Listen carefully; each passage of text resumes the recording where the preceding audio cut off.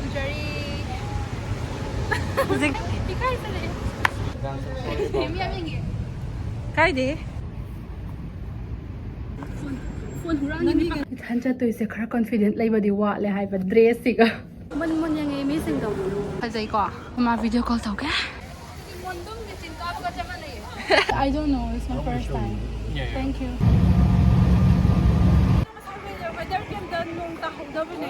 Olympic symbol ꯊꯦꯠꯄꯗ ꯎꯠꯂꯤꯕ ꯃꯌꯥꯝꯗ Eiffel Tower Eiffel Tower Olympic ꯇꯧꯗꯣꯔꯦ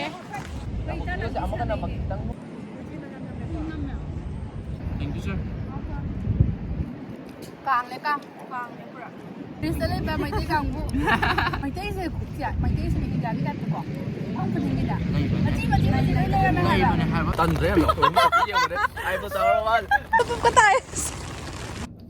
Hi mayam!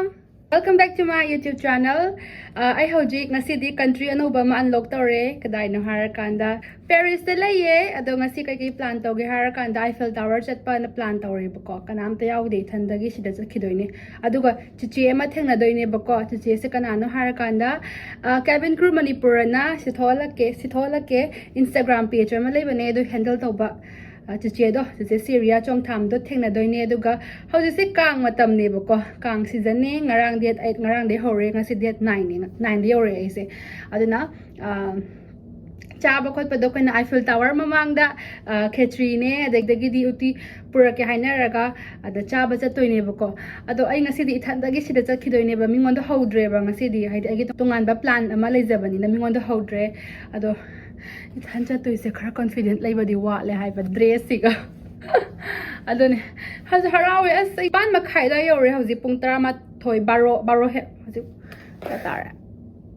baro ga minute kun chatle tumba su ya da ba khang braise ama han ba lak pagi am nengona excitement ama excited am oibado horin chatla si tawba na koksta ungma leikhre ba den tumba su tumdre aduga chatlani aduga chatrikanda ai ngasi liba top se phajadra kanana pibirak pane insigi thohaliba Instagram account kano je sumthang fizol sina pibirak pane yam matang chana khiba haidare phajadra adudi mayam chatna ba tawrase bako chatpase kamai chatuna harakanda sidagina hotel dagina airport phobo chatpagi hotel dane khangabra shuttle bus pi bako da chatlani aduga train amuk tong doine duna asai mathayam sai ko ngawe I am confident oizadi Honey, can I take shuttle bus? What time they will come? There's one right here. It's about to leave. Okay, thank you.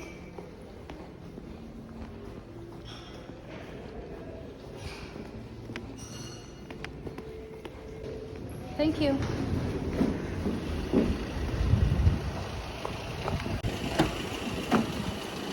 Hello. Hi, sir. Sir, I want to go to train station. You go to Terminal 2, yeah? I don't know. It's my first time. Yeah. Thank you.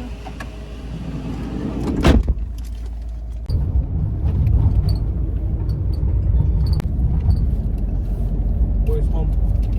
India. Oh, nice. Like New Delhi? Or No, Bangladesh? it's different. Northeast side. Okay, gotcha. Yeah, it goes really senior for us. I've only been flying 10 years. And everybody Really? else, 10 years? Yeah, everybody else is like 40 years. Wow. So they always get first choice to come here, but I never, come here.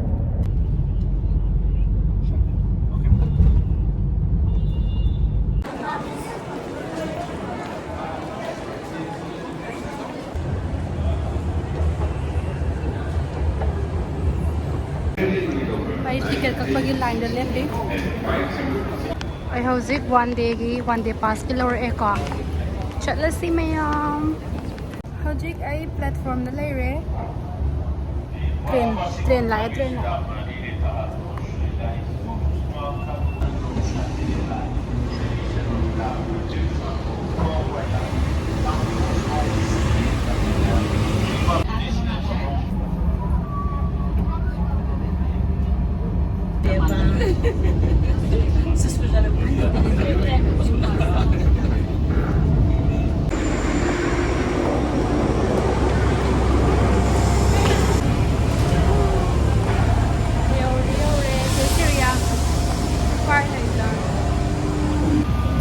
30 minutes ngairamo hayebako ma lambi da lai din adugi ngai batare hojik aina lerisina sigi Saint Michel Notre Dame da leire sida som chala ga si leire Eiffel Tower se chatoi ne ba ko ngai ngam dre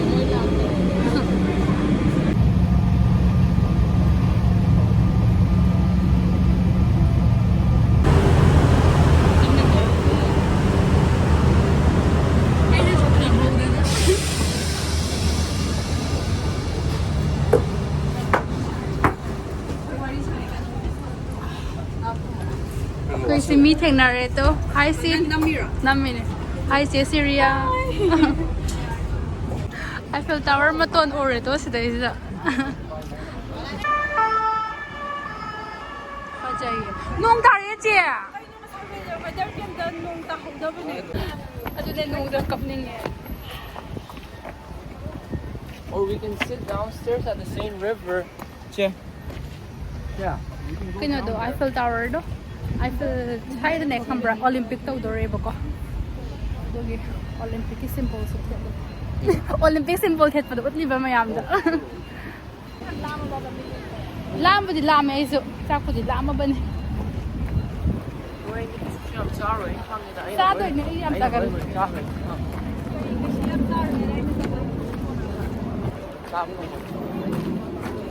Eiffel Tower ये हमारा ये party हो रही है stadium तो जैसे जरा stadium दा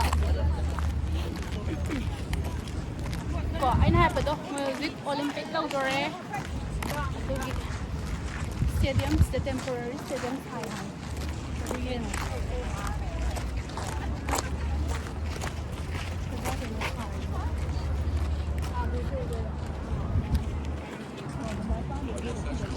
Kita uri se ko. Kita oi do ma.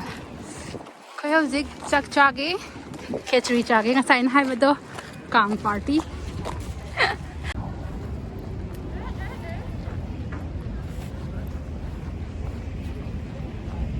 Sai kana ta jem la oi. Na mai ti se. Hang ni e. Kai no da la ka da phom da na te ba. Ala ko phom da te ba. Wa, na ko ba. Kai nga na che. Ha.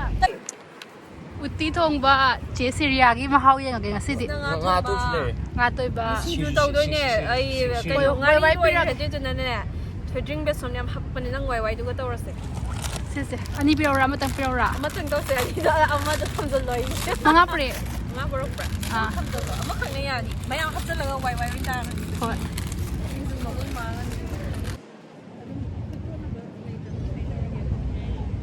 Kasi amo ka na magkitang mo. Dako haro. Atika Eiffel Tower siya ka na. Angi special khechri ne nga thong bane uti thong bane singju ne sa do re hozik asa marao Danang phone si mi lock it. Yeah. I don't know.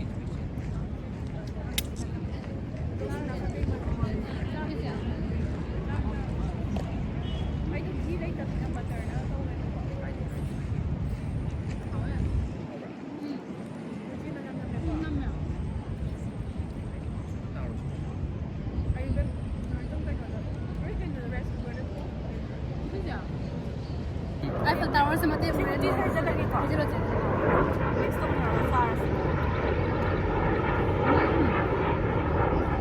这个哪能好了？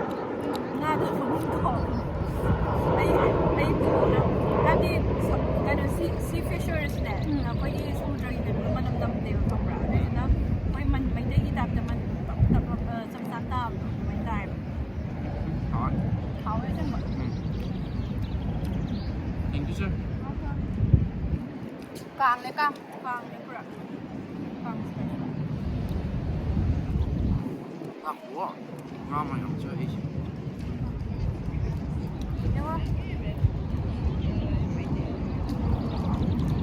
Introduce tau kay mo siya. May maming na seat ko. Kano lagi? Singja may dagi. Murang ko. Mura ko ba? Mura ko. Mura ko. Yung Syria.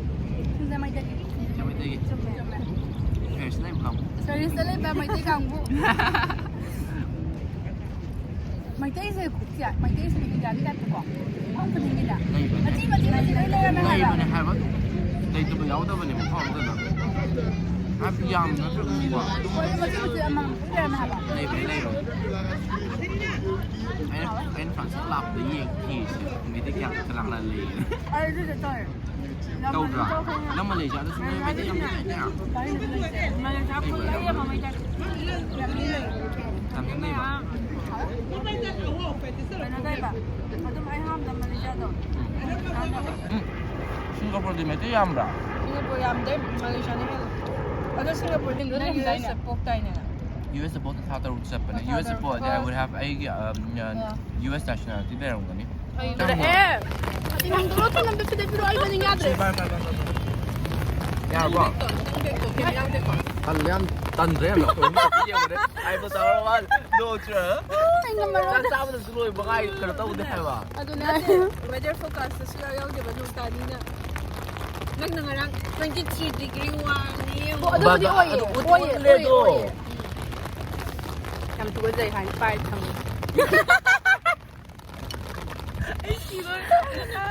Mana ni? Paris eh Kongbina. Kongbina. Mana mau Kamera Paris. Hasta leche. Kalau kau dah nunggu juga. Nung di sunang ni hari sunang. Aku mau tidak Katai. Oh my god. Ay nang masih cek lulu eh. Ai không có con tia mà rồi ye. năng ngắn chơi và nó chơi Ai cho le. Yang mana? Hauzik. Tanung sa dore eba. Lup paganda. One day pass by je.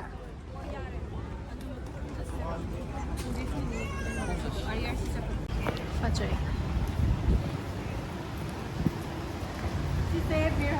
Bir Hakim Bridge.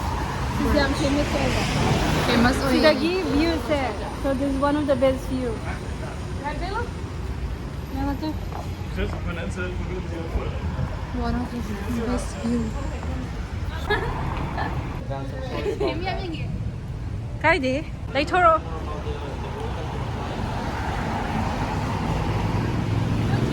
Some dân nông là lúc trước khi bây giờ rồi.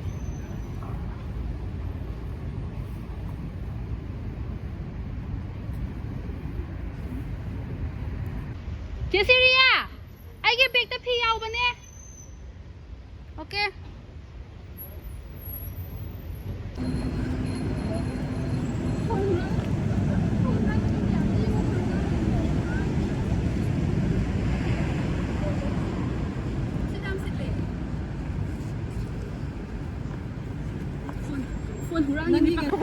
Cecilia, em nungay re, em nung siye. Bye bye. Nang ko na una ra sigo che mathang tha gomba mathang tha gomba sidi khara chena khige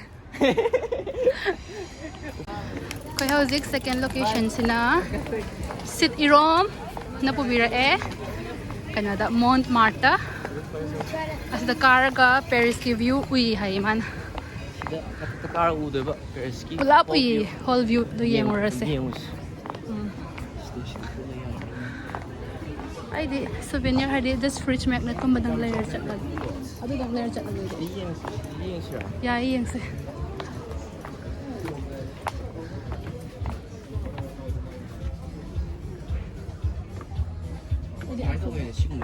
ai di Eiffel Tower ko mo yun adu ai di sum pot pam di wooden na traga da pam si kai gan leiba tower kan da si den log hai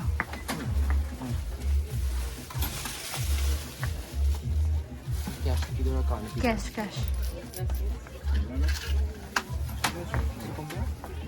cái gì đó je paye par espace s'il vous plaît ngang yam na kana pour Marie 5 em ta Messi jage Messi em ta Messi jage ta ta cái gì em ta Messi jage ha oh sorry nang hai Sang pas ang hangin na dia. ngon nghỉ phải nào ấy Hazaye Montmartre. Hazik yaure Montmartre. Hazay ko. Kama video call tau ka? Fazay. Size quite oldest church ne bako nang habi da. One of the oldest, not the oldest. One of the oldest. Okay.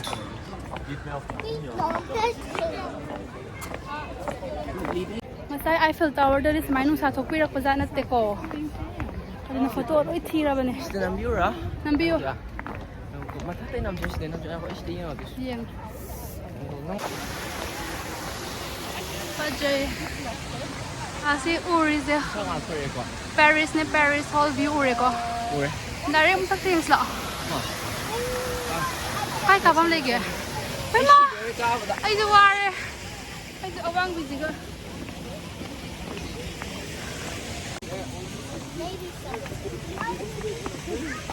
C'est ce que je suis en train de dire.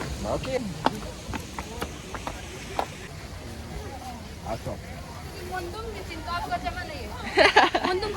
Mondum kang de. Kaya mondum se. You saved it. No, obviously you put my camera on stupid video. Mà thật rất lộ mẹ em lấy nè. Lộ lên mình. Love lộ nữa. His church ni ko church. Man. Church ni church. Ano sai? Mi kuyam se dia.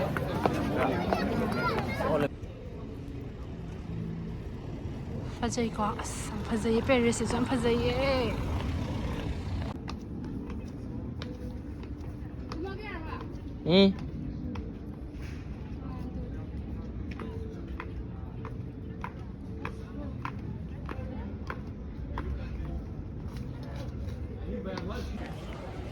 Sina close view ni ko.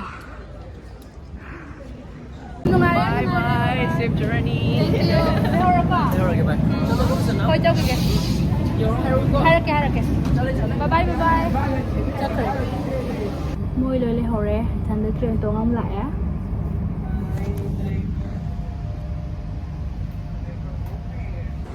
Same amok lại nga sagit anya lang ko terminal to. At amok lại do ko kay hotel gi. Shuttle bus to ngai ra ni do ko chat la ni. War. Asok chaw ka ba. Terminals ta ni ay nang site lagi. Panik siga koka chat li je nga sai video phaja namak driver ko ai do. Sai do American Airlines ki crew mi yaw ko dun ikai dana nam driver ai do. Because among charure ke ko ai do terminal 2B da. Ikai bi den na trap.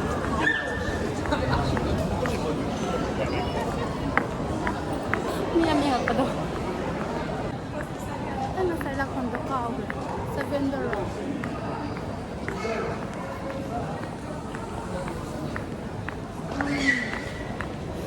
Jadi male.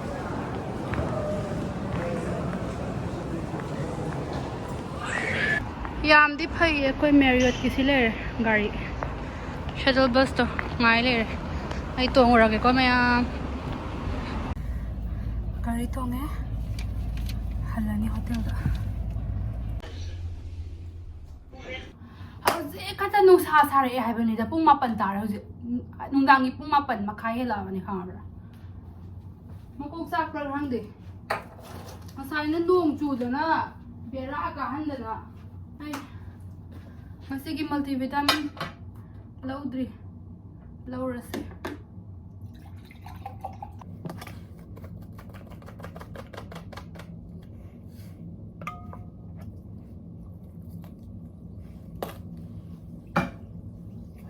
Very tired and very worth it. Yam na warasu nungai re.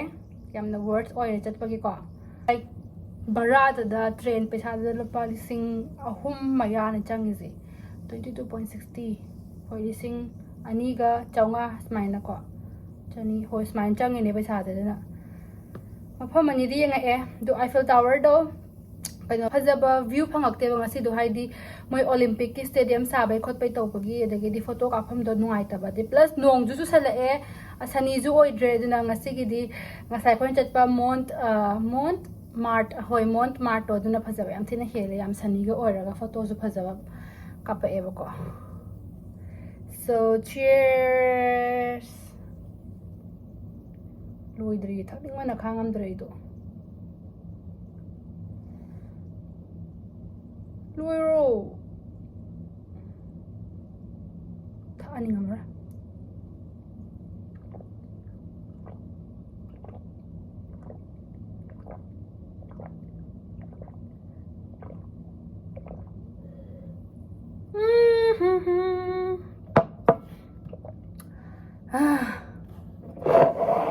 Adudi mayam, thank you guys for watching. Please do adum har laire. Like to biramo. Subscribe to biramo, support to biramo si hairaga. Mayam de nga sidi biday pizari. Bye guys. Merci. See you in